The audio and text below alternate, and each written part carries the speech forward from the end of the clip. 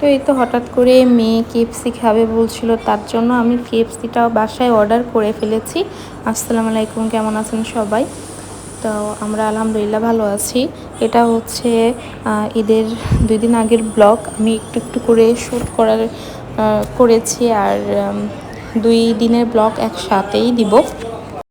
আমি একটা combo order করেছিলাম, 1 পিস কেএফসি আর 1 পিস বার্গার, সেই সাথে ছিল সালাদ আর একটা আলু ছিল। এটা হচ্ছে আলু ম্যাশ করে সেটাকে ব্লেন্ডার করে দেয়, আর অনেকগুলা সস দিয়েছিল, সেই সাথে একটা ড্রিঙ্কস ছিল। আর এই সালাডটা কিন্তু খেতে অসম্ভব মজা, আমি এই সালাডটা খেয়ে থাকি।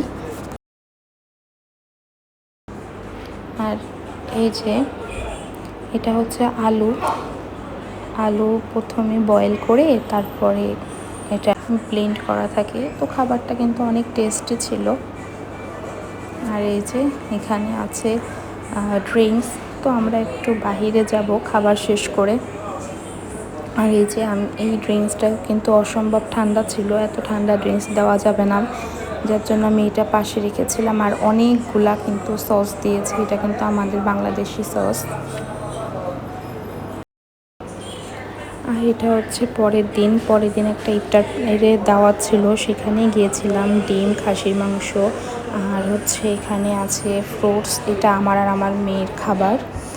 আমরা ইফতারি শেষ করে একটু শপিং করতে এসেছিলাম। তো শপিং শেষ করে পাশে ঈদের মেলা হচ্ছে, সেই মেলাতে একটু গিয়েছিলাম। তো এখানে মেলাগুলা খুব সুন্দর শৃঙ্খলাভাবে হয়, খুবই চমৎকার, কোনো যানজট কিছুই থাকে না।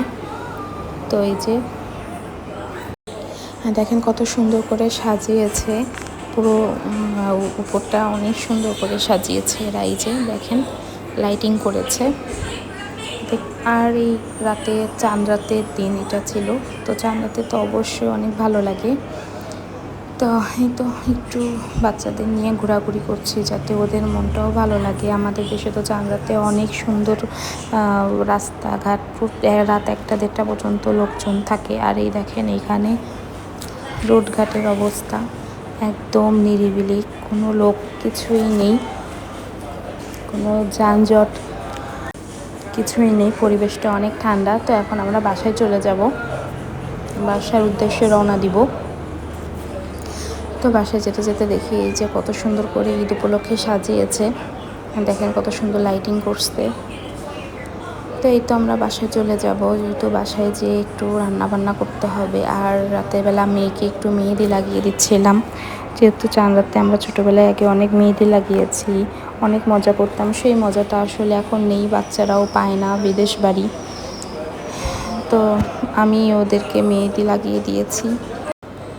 তো সকালে দেখা হচ্ছে, সকালে ঘুম থেকে উঠে কী করি সেটাই আপনাদের সাথে শেয়ার করব আস্তে আস্তে। তো আমার মেয়ে তো খুবই হ্যাপি মেহেদি লাগিয়ে। তো সবাইকে ঈদ মোবারক। এটা হচ্ছে ঈদের দিন সকালবেলা আমি একাই নাস্তা করছি, কারণ ঈদের দিন আমাদের দোকানে প্রচুর কাস্টমার থাকবে, যার জন্য আমার হাজব্যান্ড দোকানে চলে গিয়েছে, আর আমি বসে এই যে সেমাই খাচ্ছি, নাস্তা করছি, পরোটা, ডিম ভাজি, আর এখানে হচ্ছে গাজর, পাতাকপি দিয়ে একটা ভাজি আর কফি। আলহামদুলিল্লাহ খুব মজা করে আমি সকালে নাস্তাটা করেছি। তো ছোটোবেলায় রেট ছিল অন্যরকম, সকালবেলা দেখতাম আম্মু পরোটা, তারপরে মাংস রান্না করে রেখেছে, খিচুড়ি রান্না করে রেখেছে, সেটাই খেতাম সবাই মিলে একসাথে। আর এখনকার ঈদটা যেন কেমন একা একাই সব কিছু করতে হয়, কেমন যেন একটা লাগছিল। মেয়েরাও ঘুমাচ্ছে। তো এই যে আমি একটু খেয়ে দেখি কেমন হয়েছে। তো অনেক মজা হয়েছে। আর এই ভাজিটা রোজার মাসে পরশুদিনই করে রেখেছিলাম ভোর রাতে খাওয়ার জন্য। তো সে ভাজিটা ছিল, আর ওইটা দিয়েই আমি রুটি বানিয়ে খাচ্ছি। আর এখন বাজে প্রায় 7টার মতো। খুব ভোরেই আমার হাজব্যান্ড দোকানে চলে গিয়েছে, সেমাই খেয়ে গিয়েছে। সে একবারই নামাজ পড়েই তারপরে দুপুরে আসবে, এই আর কি। আর এর ভেতর আমি রান্না বান্না শেষ করে ফেলবো। আর এই যে আলহামদুলিল্লাহ আমি রান্না চড়াই দিয়েছি। এটা হচ্ছে ঈদের দিনের গরুর মাংস রান্না। তো আমি যেহেতু পরে ভয়েস দিচ্ছি, রান্না কিন্তু অনেক মজা হয়েছিল। আলহামদুলিল্লাহ রান্না বান্না অনেক মজা হয়েছে। মাংসের কালারটাও কিন্তু অসম্ভব সুন্দর এসেছে কালারটা। তো ছোটোবেলায় তো আম্মুকে দেখতাম দুপুরে অনেক কিছুই রান্না করতো, পোলাও, রোস্ট, গরুর মাংস আমরা খেতাম সবাই একসাথে, যার যেটা ভালো লাগতো সেটা খেতাম।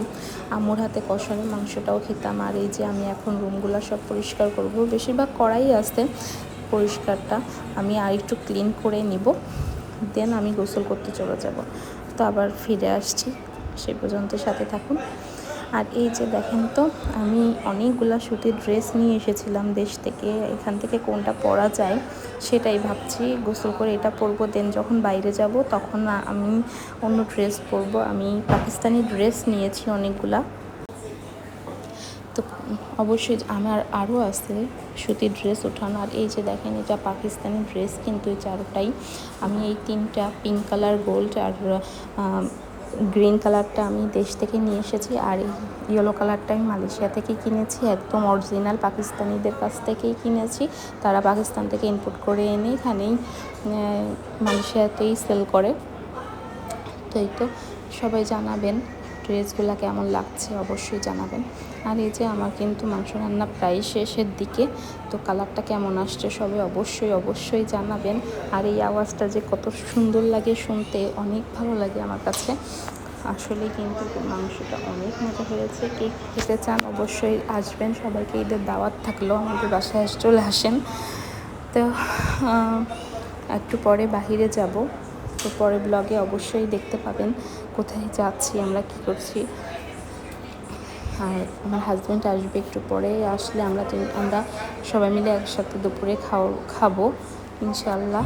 তো সবাই বাসায় কি রান্না করেছেন, ঈদের দিনে কি করছেন, কোথায় ঘুরতে যাচ্ছেন, অবশ্যই কমেন্ট করে জানাবেন।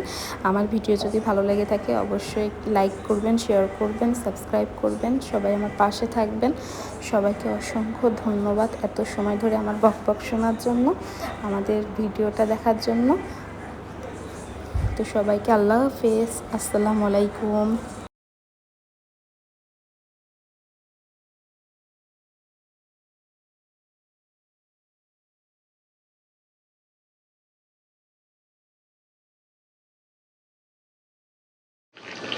কে কে কষানো মাংস পছন্দ করেন বলেন তো?